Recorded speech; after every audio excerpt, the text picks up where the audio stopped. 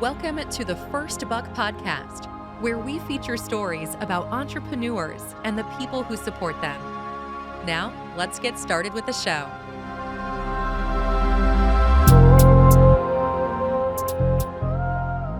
Hello, and welcome to the First Buck Podcast, brought to you by sky'sthelimit.org. We feature stories about entrepreneurs and the people that support them. Today, we're joined by Rick Wade, an internationally recognized business leader and Senior Vice President of Strategic Alliances and Outreach at the U.S. Chamber of Commerce. His decorated career has included time in both the private and public sector. He also serves on the board of sky'sthelimit.org. Welcome to the podcast, Rick. Hey, it's great to be here, Nicholas. Thanks for having me. I'm excited. All right, cool. I'm excited about this conversation. So the very first question we have here is, how did you earn your first buck? Well, I'm kind of dating myself. And I think of entrepreneurship and me earning my first buck when I was a kid in the rural part of a small town in South Carolina. It used to be a textile town. I grew up in a family of 8, 5 brothers and 1 sister. My younger brother and I, Nicholas, we would take our little red wagon and go all across the neighborhood. And back then, you could sell redeemable soda bottles.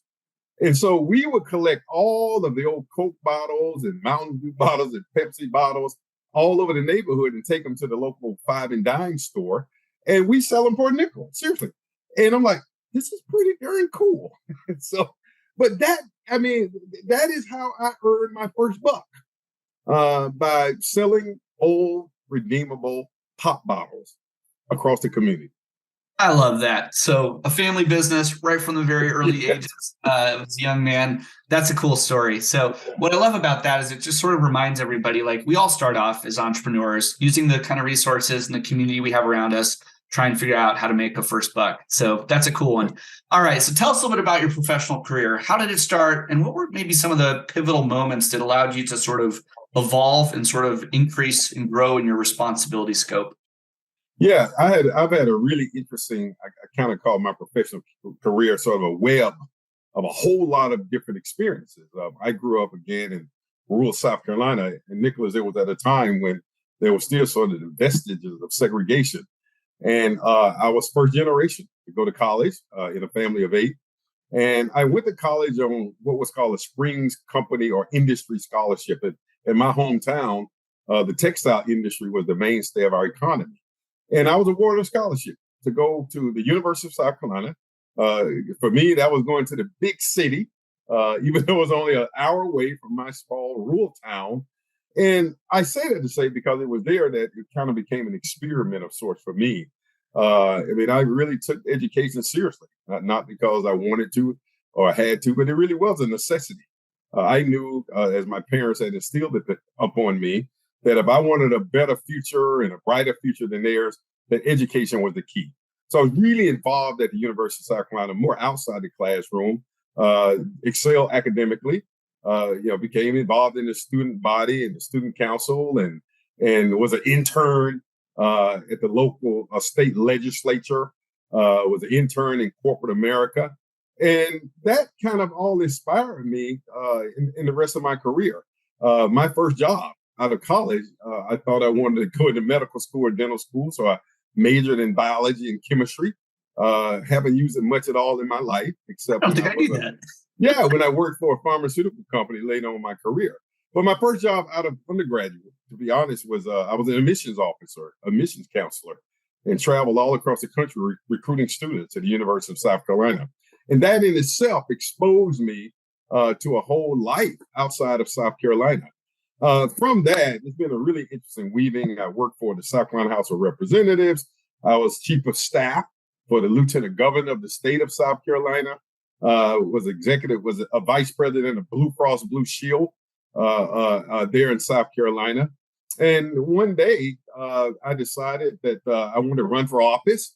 So I ran for statewide political office for Secretary of State in 2002. But it was back in 2007-ish when I was at Blue Cross Blue Shield. I got this really, really interesting, strange call.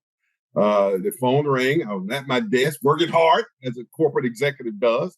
And this guy on the other end says, "This is Barack Obama, and I'm trying to reach Rick Wade." You said, who? I said more than who, man. I'm in a fraternity, so I thought it was a fraternity prankster for a frat brother of mine. I won't repeat all the expletives that I use. Trust me. I'm here working hard. They're like, bleep, bleep, bleep, bleep. What the bleep, bleep, bleep are you calling me for? And I listened more attentively, and I heard the voice, and it was Senator Barack Obama. And the rest is kind of history. He and I established a relationship. He had this vision of hope and change for America.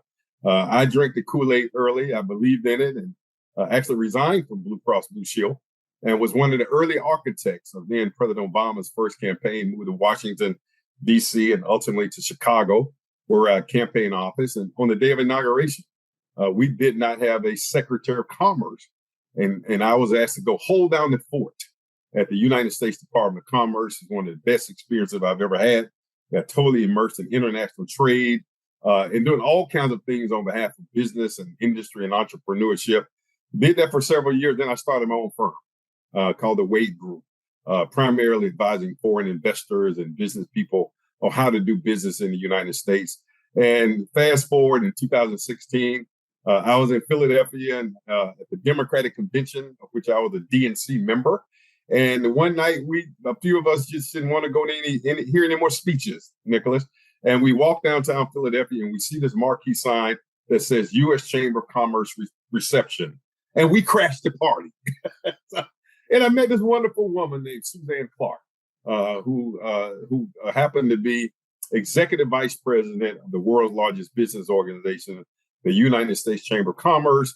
We had coffee back in D.C., and we both recognized that we just had the same kinds of values. We believe in the free enterprise. And now I am senior vice president of the United States Chamber of Commerce, and she's now president and CEO. So that's sort of a really strange weaving of a career in government and business and politics, entrepreneurship, domestic and global. And here I am. There's so much to unpack there. It sounds like you have this innate ability to make friends right before they're about to right. Oh, people have the ability to find me, like Barack. That is so cool. So from dragging your red wagon to going to university, to working in the public and then private sector, and to getting an unusual call from a potential presidential candidate to working in the administration. I have to ask one question though, like, what is it like working for the president of the United States? Well, it was hard for me to actually get to the point of calling him Mr. President, because I had started out with him. And when we first started the campaign, I mean, he didn't even insist on being called senator. We called him Barack, and he called me Rick. And I count him because of that and our having a shared vision of America and, as friends. So, but it was just, it's still to this day, it's mystical, it's magical, is a testament to what you really can become in America. It was just such an honor for me, Nicholas, to be on the ground zero of building the campaign to elect the first Black president of the United States as well. And so it was inspirational, man. And it changed the trajectory of my entire career. And I'm very grateful to have had that experience.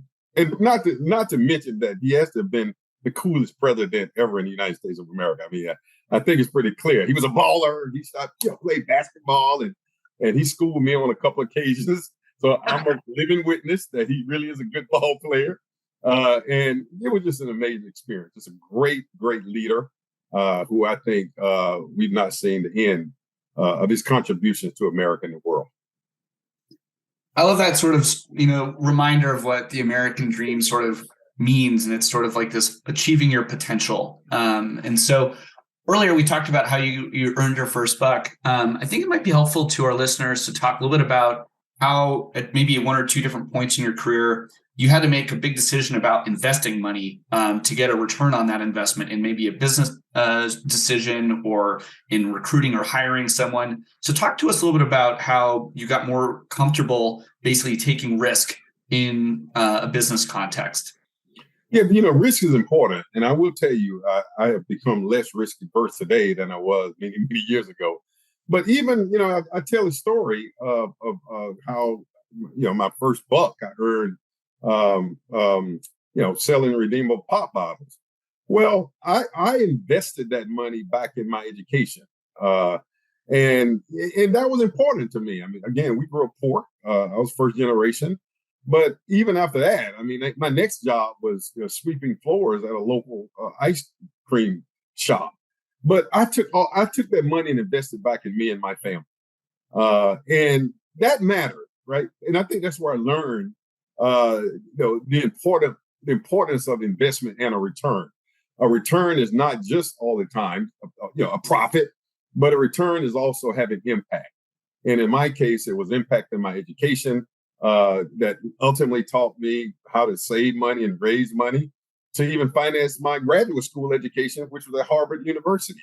But I attribute that back to my early lessons of just trying to be a good steward of my money and the limited capital, if you will, that my parents and aunts and uncles were able to invest in me. So that's one example. And I think through even when I had my own firm, making decisions that were very strategic and thoughtful, that were data based. It's just always been the way I've operated, Nicholas. And I think that's still the case today. Every opportunity may not be the best opportunity for you to invest in or for you to invest your own time and the resources in. You asked me, and I think that actually I've used sort of the same similar practical lessons in my hiring. I've run a federal agency at the Department of Commerce. I've run a state agency back in the day as a member of the governor's cabinet. And I've always, sought to find the best people for the best job so that we can have the best outcomes. And I think those are the same principles that I would suggest are important in being an entrepreneurship and growing a business. I like that. So if I maybe summarize it, it's sort of like one of the things you need to do is always sort of invest in yourself.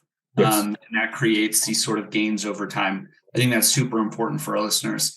So you just mentioned something that's important. You've hired a lot of people across your career. I've got to ask you, what is your favorite interview question?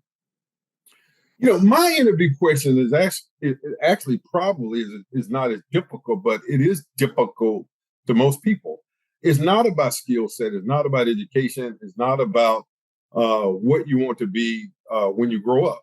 But my interview question that I ask everybody is, tell me about what I call your calling. Tell me about your passion and your purpose. Now, I know that sounds a bit rhetorical, but what I'm trying to do is probe. I have this tendency to believe, Nicholas, that most people aren't in jobs or even careers or perhaps not even in places of entrepreneurship that they really, really want to be in and that they have passion for. But I also believe that you're going to succeed as an entrepreneur, as a leader. You have to believe in the cause. You have to believe in your business. You have to believe in yourself. So I'm always searching for these sort of nuggets of understanding how people got to where they are. What was their motivation, their inspiration? What is their passion and their calling? And I'm the first person to say, I've not hired people because it's just not a good fit. It's not a shared value of how I view leadership in my organization or my company. So for me, those are the kind of questions I probe for that's not technical, but it's really deep, digging a little bit more deeper into character. I like that a lot. I have one I use quite a bit, which is sort of similar, and it draws at the same thing, which is teach me something you know a lot about. Yes. It doesn't have to be for the job spec, and it get that sort of passion out of someone to understand what is that, what's underneath the surface, so that when things get tough, they're going to draw on that reservoir of motivation for something. And I love those types of questions. I think that's a really good one. So many early stage entrepreneurs, ones that are just at the beginning of their entrepreneur journeys, they think sometimes that they really need to go raise money or get a loan. But what advice maybe would you give to early stage entrepreneurs who are thinking about their startup idea? What's maybe some stuff you might suggest that they think about? Well, for me, I've been very fortunate. I've never had to go get a loan. And the reality is most entrepreneurs, if you say bootstrap or we self-finance, particularly entrepreneurs of color, the data shows that, you use credit cards, you family funds as we can. And, but again, I think if you can figure out what that passion, what their real interest is that you have, I'm struck by how it catches on. It almost like becomes contagious, a fire. Other people see that and will bring capital and invest in you and your company. So, lending and in capital, extremely important. But I think also is that tenacity, that grit, that grind, to stick it to, to stay with itness. I know that I'm making up a word there, but that's equally as important, that you're committed for the long haul. You're gonna fall. And I think that's good in falling, because we learn from our mistakes. And so again, for me, it's just been the tenacity of the grit, the grind, and staying with it. And people will see that and make investment. And oftentimes investment comes not just in capital. For me, it's come in mentorship. It's come in people supplementing and adding talent to or lending me people to work with me on a project. So, capital is not just financial, it's that other social capital that I think is very important as well. All right. I'm excited to talk about that. So in summary, though, it's to sort of start with your passion about something. That's really going to be a young entrepreneur's unfair advantage. They're going to care more about it than other people. And if you've got something like that, then you can be competitive. But at the end of the day, we don't ever really achieve anything without support. And you just mentioned the value of social capital. I was interested to ask you, who was or is the most important mentor in your career? Well, without question, the most important mentor to me personally growing up as a kid was a dentist, believe it or not, in my local hometown. His name was Dr. Douglas Rucker. And he saw something in me, I think, Nicholas, that perhaps I didn't even see in myself. Again, I did not have the role model of a father who went to college, who knew about entrepreneurship, who had run a business, but Dr. Rucker was just that guy I wanted to be just like. Obviously, he had his own dental practice, so he was an entrepreneur. But his values, he bought me my first car as an investment in me. And he was just all I wanted to be. That's why I actually ended up going to undergrad in biology and chemistry, because I thought I wanted to be a dentist, just like him. I see how it's all coming together now. Right. But he was the guy also who helped me understand the importance of tapping into my own passion. Is one thing to extract from him the lessons and values that I did, but I didn't have to be like him. But he is perhaps, in fact, he passed a few years ago, and I was honored that his family asked me to do his eulogy. And just speaks to, again, the incredible way they viewed me and the way that I viewed he and his mentorship or sponsorship for me in my life. And I'll say one other thing. I think mentorship for me is not just one mentor. I've had so many people who have helped create pathways for me and provided different aspects of life or life lessons. It's not that actually been just one collective person. And I think that's something that entrepreneurs should think about, or folks as they climb their own ladder of success. You don't have to have one mentor. Extract and draw from lessons of life from multiple people, because I think that makes you more global, a more full, well-rounded entrepreneur and leader as well. I'm so glad you shared that, and it's amazing that Dr. Rucker's family trusted you with that eulogy to honor that relationship you had. And I think entrepreneurs really all benefit by finding these patient coaches, mentors, sponsors, people that can provide advice and coaching, and sometimes a little encouragement. And the truth about entrepreneurship is that it's pretty hard and it can feel pretty lonely, and you don't need to do it completely by yourself. And in fact, other entrepreneurs tend to bond with other entrepreneurs because they see sort of the same challenges that they've been through in their lives. And they want to be there as a support system for them. Right. And so thank you for sharing that. All right. One last sort of question here. Because entrepreneurship, it's not always the path everyone thinks is right in front of them. There's a lot of pressure maybe from parents to go to college or to get a job right away and go work, and establish a career. So entrepreneurship sort of seems like this other path. What tips would you give our listeners for how to, manage some of the stress that maybe comes with running your own business or exploring entrepreneurship in general? What are some things young adults should be thinking about? Well, I mean, I think that, and I see the stress a lot when I talk to entrepreneurs. I mean, especially when there's a capital issue, you see it the most. When they lost money or just didn't get the return they expected. I think, Nicholas, that's where you got to have that balance. And we were talking earlier, being a well-rounded person. I mean, you're still human. Have fun along the way. One of the lessons I learned, we were talking before we started the podcast, is getting away. I mean, for years I did not know how to take a vacation.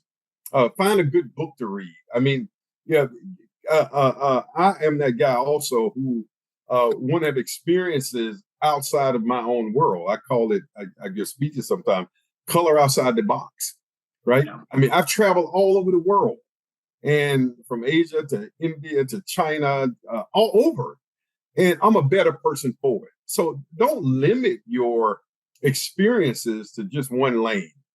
Color outside the box, get out the box, because that's where you will find not just amazing new friendships and relationships, but new opportunities, perhaps that you've never thought about for your own business as an entrepreneur. So just be your whole self. I mean, entrepreneurship is a part of who we are, but we're still human. And find that I'm reading. You didn't ask me this, but I wanted one of the books that I'm rereading.